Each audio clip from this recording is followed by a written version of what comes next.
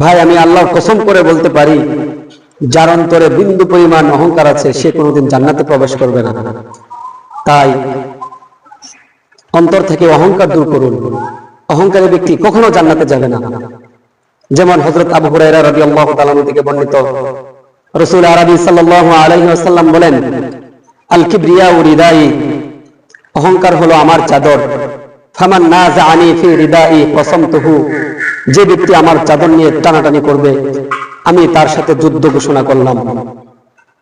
তাহলে যার সাথে আল্লাহ পাক নিজে যুদ্ধ ঘোষণা করেন তাকে কি ভালোবেসে আদর করে জান্নাতে প্রবেশ করাবে? এই কখনোই ভাবতে পারেন এটা? তা কখনোই না। এজন্য আমি পরিষ্কার বলতে পারি, যার অন্তরে বিন্দু পরিমাণ তাকাব্বুরি আছে, অহংকার আছে, সে কোনোদিন জান্নাতে প্রবেশ করবে না। জান্নাতে যেতে হলে অন্তরটাকে অহংকার মুক্ত করতে হবে। আল্লাহ পাক আমাদেরকে অহংকার মুক্ত জীবন দান করুক, আমিন।